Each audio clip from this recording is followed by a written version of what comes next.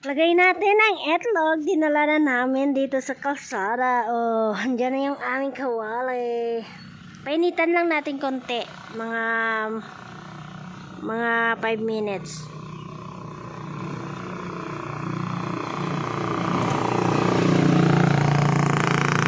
Tingnan natin ito guys kung makakaluto nga ba yung init dito sa amin. Ay sobrang init. Tara, bisagin natin yung itlog dito. Makakaluto nga daw. Ay, nasali ang eggshell. Wala naman. Hindi mainit. Sinungaling yun ah. Tingnan nyo ha. Nilagay ko na oh. Tingnan nyo kung. Ay, dyan na muna. Balikan natin ng mga 5 minutes. Dyan muna siya. Sige, wait lang. Balikan natin siya ng 5 minutes guys. Iniwan ko lang siya doon. Tingnan natin kung maluluto ang itlog. Kung hindi, hindi pa ganong mainit sa amin. Wait lang, ginaya ko pa yung trending sa ano.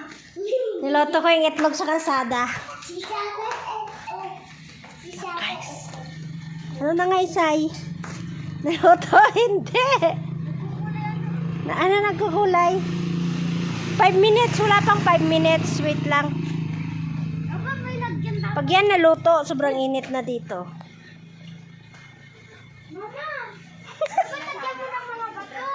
Ngayon medyo uulan ata, hindi. Makulimlim na ng konti, hindi na masyado mainit. After 5 minutes, wala pang 5 minutes guys, so huwag kayo mainap, okay?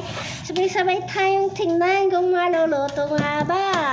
Tingnan natin, after 2 minutes pa lang. Tingnan mo na, Sai. Wala pa. Hindi pa siya naluto. O yan, mainit. Sobra. Ay, wala. Ay, hindi siya naluluto. Oh.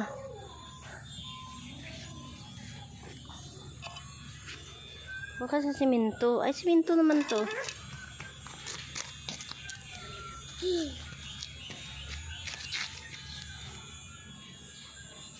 Pero ang init talaga niya.